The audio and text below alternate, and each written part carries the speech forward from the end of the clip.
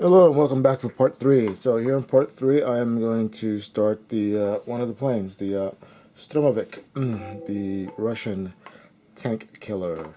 In case you haven't seen the other video where I show you the sprues, I'm just going to show you here quickly how it comes boxed. It's one of the new AirFix boxings, although the mold itself is an older mold.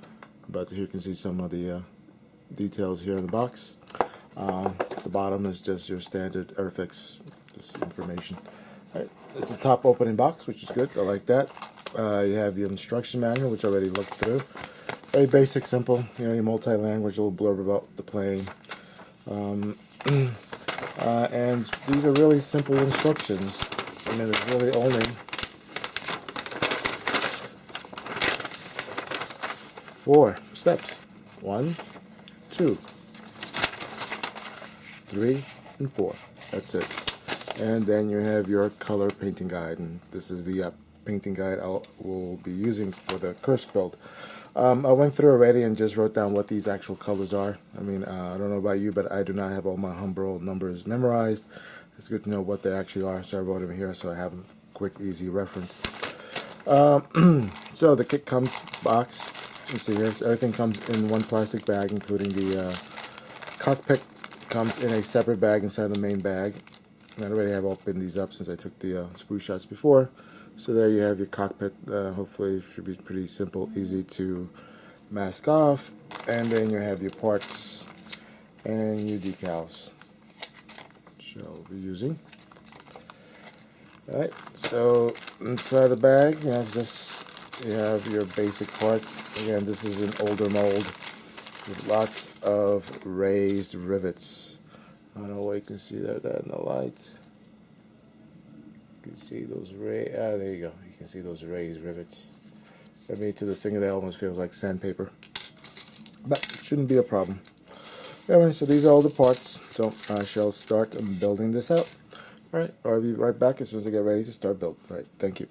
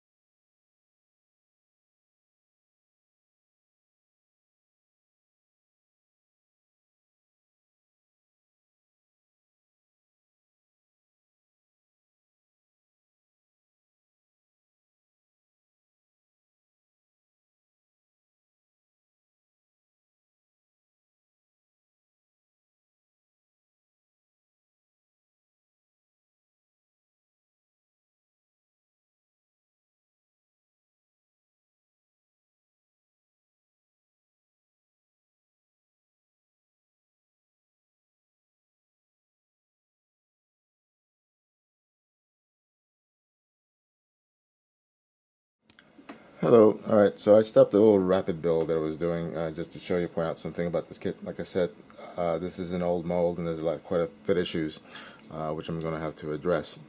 So just quickly test fitting the horizontal stabilizer. You see that is not a good fit whatsoever. It's a big gap there.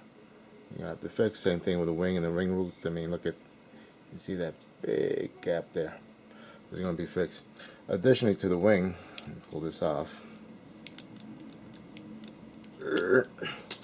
I mean, the fit issue is not that great. You know, I tried lining it up here from the wing root, and then by the time I get to the edge here, there is quite a bit of a step there. It doesn't quite line up, as well as the steps and gaps there, and the edge there. So there's going to need some trimming. I mean, some cleanup work, definitely. The funny thing is, this kit, does have movable flaps, elevators here, which is kind of unique, I guess, for a full simple kit.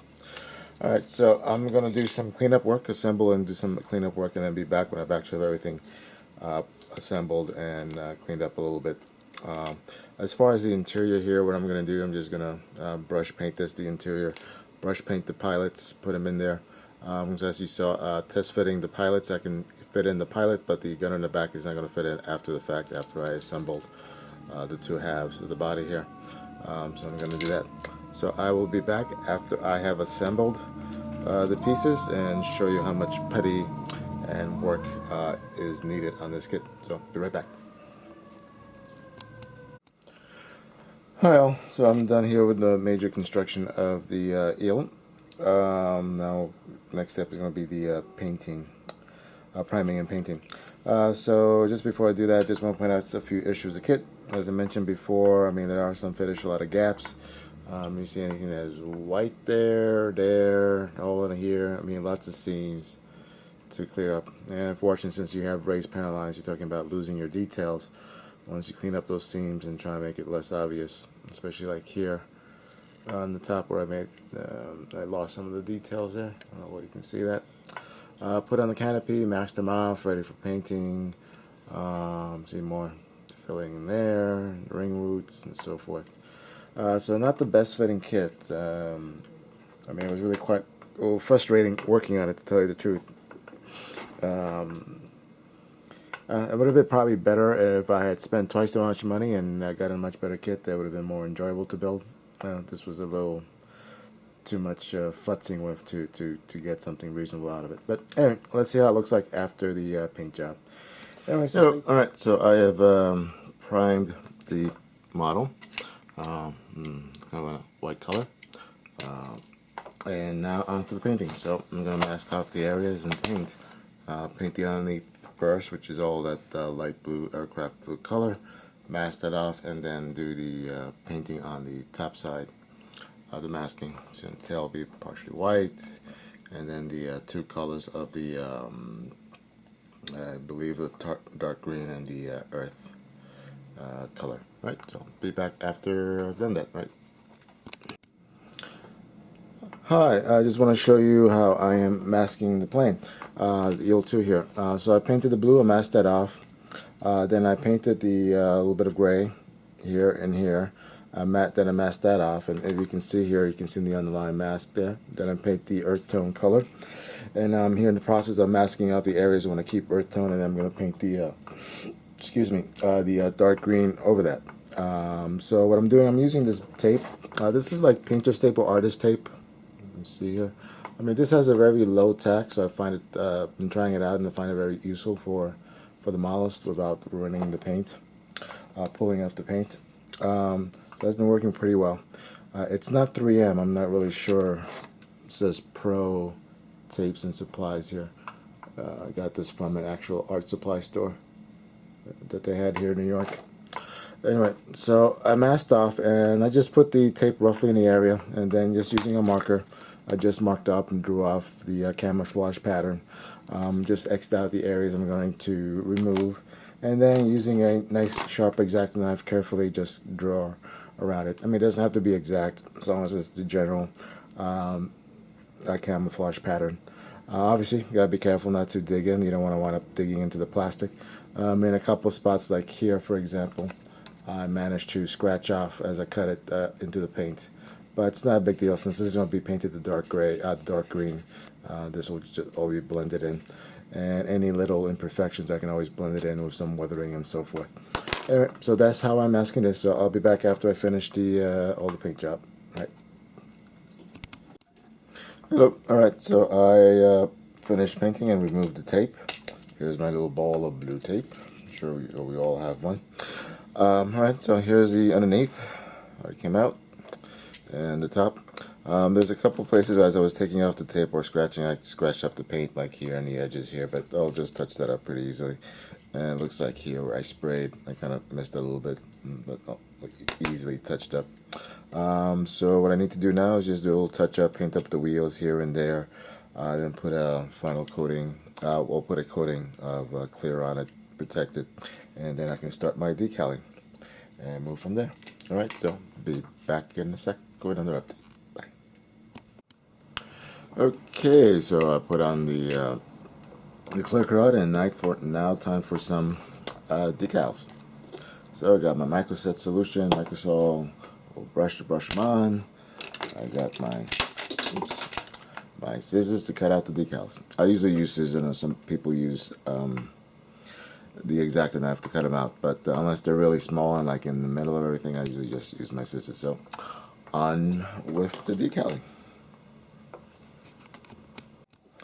Hello everyone. Alright, so here I'm back with my finished model, the IL-2.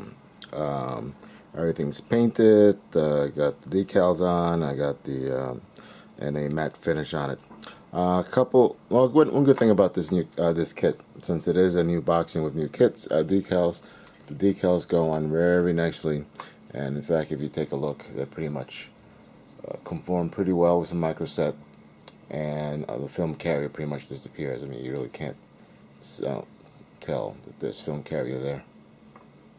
Same thing with some of the bigger decals like star there on the tail, or the star and band here on the body. So there you have it. We've all completed. You notice there is no weathering on here. Why don't I have any weather on it? Not going to put any on it right now. Because as I'm finishing this, I just realized that I painted the wrong tail on it. The markings that come in the box, in the AirFix current boxing, I mean, this is a later aircraft from 1944 to 45, so this is really more of the winter of 44 to 45 aircraft, not the summer of 43. So this is the wrong paint scheme, especially the white tail. I mean, that should have been a giveaway, should have dawned on me as I was painting it. Unfortunately, I just was distracted. Like many of you, I mean, one of the reasons I do modeling, besides that I enjoy doing it, it's also a form of, I guess, a stress relief. Get away from your everyday problems and issues in life. Way to relax. And with all that going on, I just wasn't thinking and did the wrong paint scheme. But no problem. I mean, the missus, she likes the color scheme, so I'm keeping it. What I'm going to do is actually just build another IL for this group build to include in my final presentation. So that concludes part 2. Well, kind of, sort of. There will be a part 2 to part 2 of the build. So the next kit I am going to be doing will be the Dragon T-34 with cast turret. So this is my next build. Alright, thank you for watching. I hope you found this interesting. I hope you guys are doing well with your builds. Alright, everyone, take care.